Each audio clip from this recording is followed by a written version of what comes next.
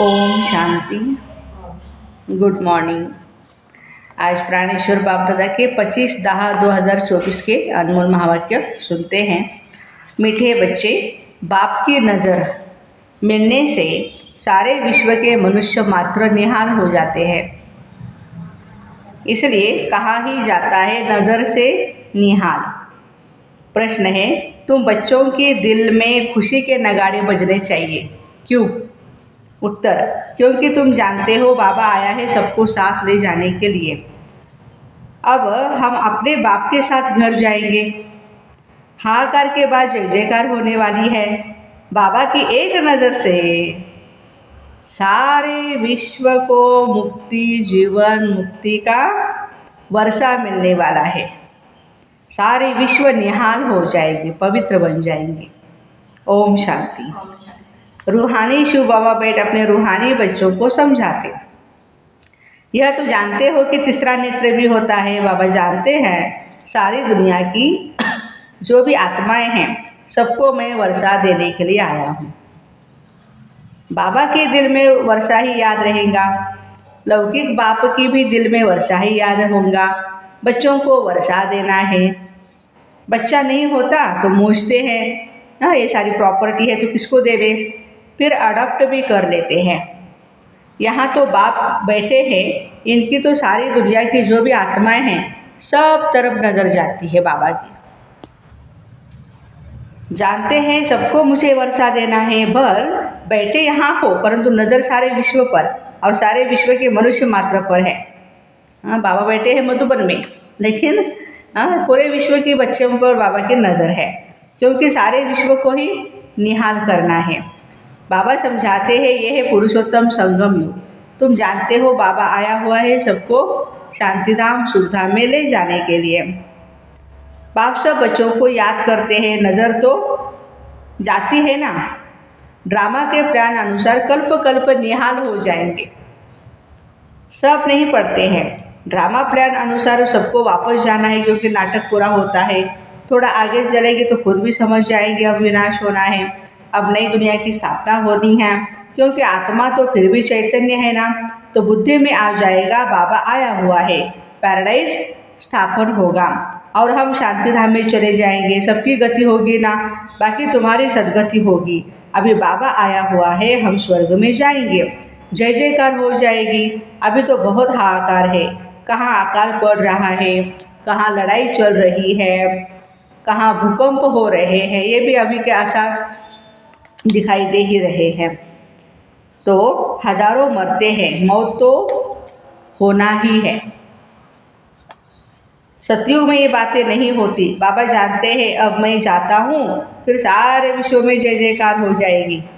मैं भारत में ही जाऊँगा। देखो भगवान को भी भारत के लिए कितना प्यार है। सारे विश्व में भारत जैसे गांव है, बहुत सारे विश्व में देश है और भारत जैसे बाबा कहते गांव है। बाबा के लिए तो गांव ही ठहरा। बहुत थोड़े मनुष्य होंगे सतयुग में, सारे विश्व जैसे कि छोटा सा गांव था। अभी तो कितनी वृद्धि हो गई है। बाबा की बुद्धि पे सब बच्चे हैं। बाप तो बाप ही है, कैसे भी बच्चे हो, लेकिन बाबा कहते मैं सभी बच्चों को ज्ञानी हो अज्ञानी हो, पहचानने वाले हो ना भी हो, सब मेरे बुद्धि में है।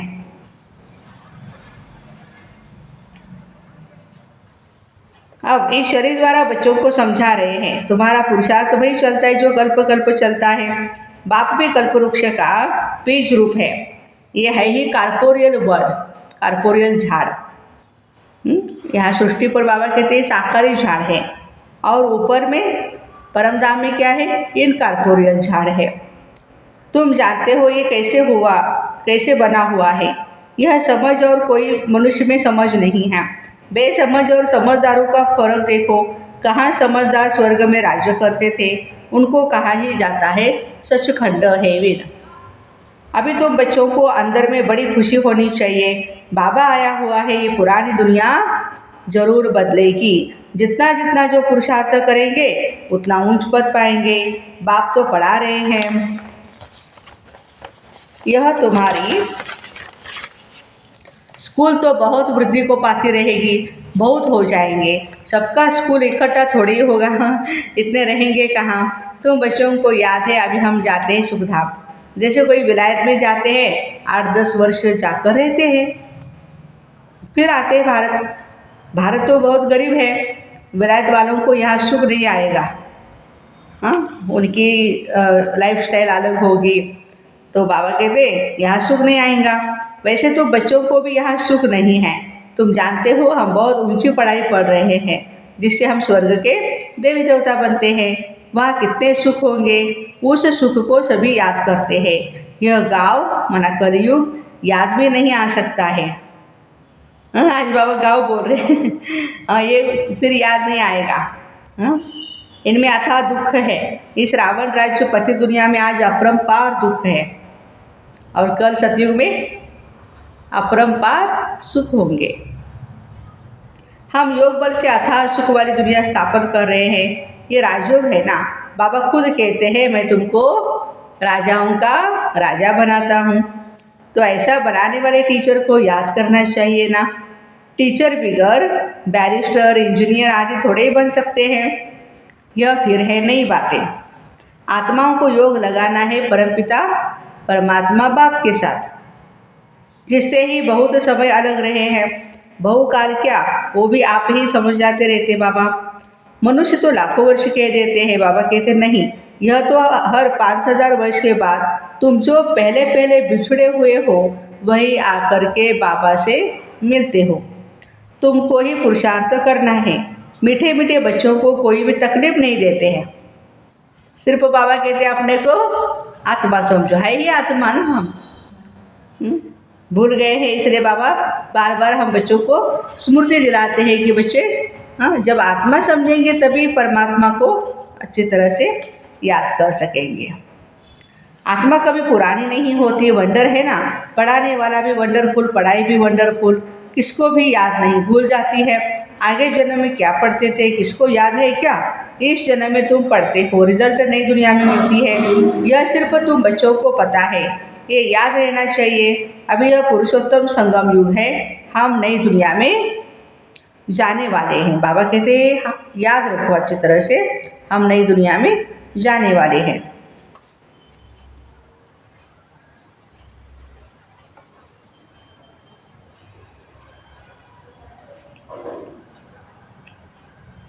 अच्छा, याद के लिए बाप अनेक उपाय बताते हैं।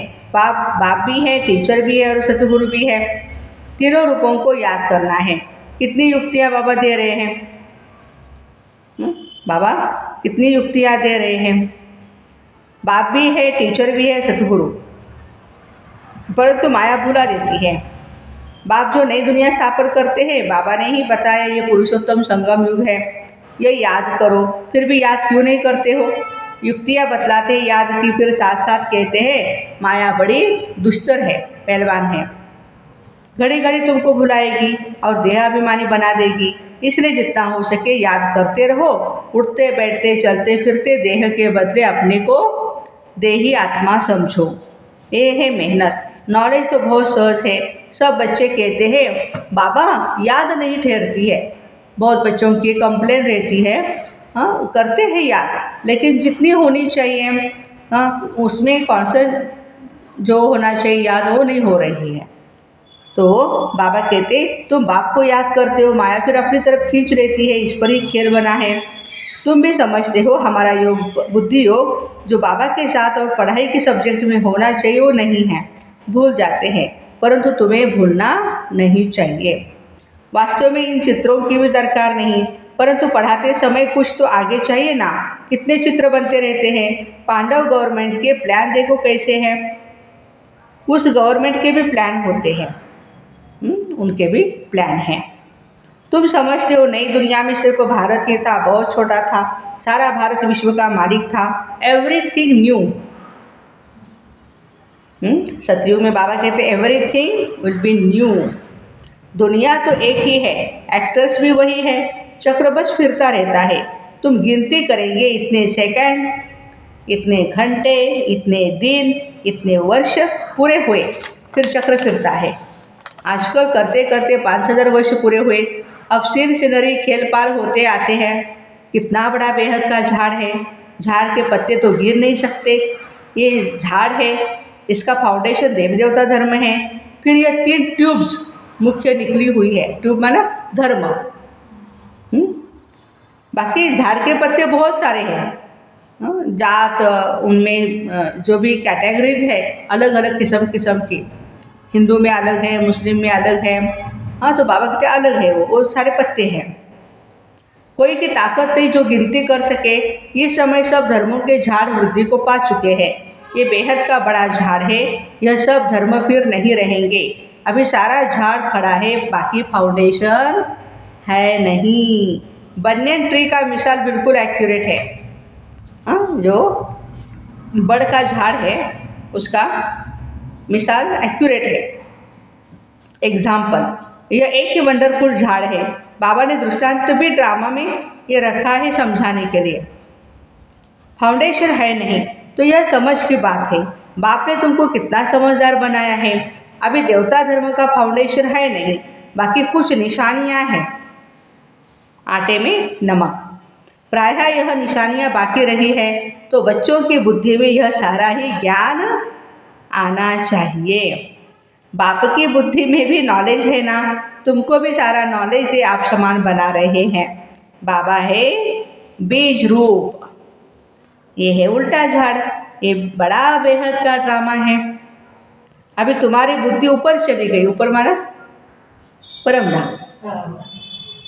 तुमने बाबा को और रचना को जान लिया। बल शास्त्रों में है, ऋषि मुनि कैसे जानेंगे। एक भी जानता हो तो परंपरा चले, दरकार नहीं। जबकि सदगति हो जाती है, बाबा कहते सबको सुख मिल जाता है सतयुग में, तो कोई वापस बीच में से कोई वापस नहीं आता। नाटक पूरा हो तब तक सब एक्टर्स यहाँ होने हैं। अभी इस नाटक का एंड है, एंड में सारी आत्माएं मनुष्य सृष्टि पर आ ही रही है अपना अपना पार्ट प्ले करने के लिए। बाद में सब उड़ करके परमधाम में जाएंगे अपने घर। जब तक बाप यहाँ है, जब वहाँ बिल्कुल खाली हो जाएंगे तब तो शिव बाबा की बारात जाएगी। पहले से तो नहीं जा कर के बैठेंगे ना, तो बाबा सारी नॉलेज बैठ देते हैं बच्चों को। यह वर्ड का चक्र कैसे रिपीट होता है, सतयुग, त्रेता युग, द्वापर युग, कलि युग, फिर है संगम युग। गायन है, परंतु संगम युग कब होता है किसको पता नहीं। तुम बच्चे समझ गए हो, युग है 4 और यह दीप युग माना संगम युग हमारा। इनको मिड गेट कहा जाता है। श्री कृष्ण को भी मिड गेट दिखाते हैं। तो यह है नॉलेज। नॉलेज को मोड़ तोड़ कर भक्ति में क्या क्या बना दिया है। ज्ञान का सारा सूत ही मुंझा हुआ है। उनको समझाने वाला एक ही बाप है। प्राचीन राजयोग सिखलाने के लिए विलायत में जाते हैं। वह तो यह है ना, प्राचीन अर्थात पहला सहज राजयोग सिखलाने बाबा आए हैं। इसलिए बाबा आए हैं बच्चों को सहज राजयोग सिखलाने। कितना अटेंशन रहता है, तुम भी अटेंशन रखते हो। हम स्वर्ग जरूर स्थापन करेंगे। आत्मा को याद तो आता है ना। बाबा कहते हैं यह नॉलेज जो मैं अभी तुमको देता हूँ, फिर मैं ही आकर के दूंगा। यह नई दुनिया के लिए नया ज्ञान है। यह ज्ञान बुद्धि में रहने से खुशी बहुत होती है। बाकी थोड़ा टाइम है, अब चलना है। एक तरफ खुशी होती है और दूसरी तरफ फिर भी होता है, अरे ऐसा मीठा बाबा हम फिर कल्प के बाद ही देखेंगे। इतना प्यारा बाबा 5000 साल के बाद आए हैं हम बच्चों को मिलने के लिए। फिर 5000 साल के बाद ही मिलेंगे हम। तो बाबा कहते हैं एक तरफ खुशी होती है और दूसरी तरफ फिर भी होता है। बाप ही हम बच्चों को इतना सुख देते हैं। बाबा आते हैं सुखधाम शांतिधाम में ले जाने। तुम शांतिधाम सुखधाम को याद करो तो बाप की याद आएंगी, इस दुखधाम को भूल जाओ। बेहद का बाप बेहद की बातें सुनाते हैं। पुरानी दुनिया से तुम्हारा ममत्व निकलता जाएगा तो खुशी भी रहेगी। तुम रिटर्न में फिर सुखधाम में जाते हो, सतो प्रधान बनते जाएंगे। कल्प कल्प जो बने हैं वही बनेंगे और उनको खुशी भी बहुत होगी। बाबा कहते खुशी खुशी में पुराना शरीर छोड़ देंगे, फिर नया शरीर लेकर के सतो प्रधान दुनिया में आएंगे। यह नॉलेज खलास हो जाएगी। बातें तो बहुत सहज है। रात को सोते समय ऐसा सिमरन करो तो भी खुशी रहेगी। हम यह लक्ष्मी नारायण बन रहे हैं। ये बाबा कहते हैं कि बहुत खुशी रहनी चाहिए बच्चों को। सारे दिन में हमने कोई शैतानी तो नहीं की। शैतानी माना 5 विकारों के वश होकर के कोई कर्म करेंगे तो दैवी कर्म तो नहीं होंगे ना, शैतानी होंगे। 5 विकारों से कोई विकार ने हमको सताया तो नहीं। चेक करना है कौन सा विकार आया, क्या हुआ। लोभ तो नहीं आया, मोह तो नहीं आया, अहंकार तो नहीं आया। अपने ऊपर बहुत बहुत जांच रखनी है। अच्छा, मीठे मीठे सिकील दे बच्चों प्रति माता पिता बाप दादा का याद प्यार और गुड मॉर्निंग। रूहानी बाप की रूहानी बच्चों को नमस्ते। हम रूहानी बच्चों की रूहानी माता पिता बाप दादा को याद प्यार, गुड मॉर्निंग और नमस्ते। वाह बाबा वाह, शुक्रिया बाबा शुक्रिया। धारणा के लिए मुख्य सार, योग बल से अथाह सुखों वाली दुनिया स्थापन करनी है। इस दुख की पुरानी दुनिया को भूल जाना है। खुशी रहे, हम सचखंड के मालिक बन रहे हैं। दूसरी पॉइंट, रोज अपनी जांच करनी है। सारे दिन में कोई विकार ने सताया तो नहीं, कोई शैतानी काम तो नहीं किया, लोभ के वश तो नहीं हुए। Check and then change.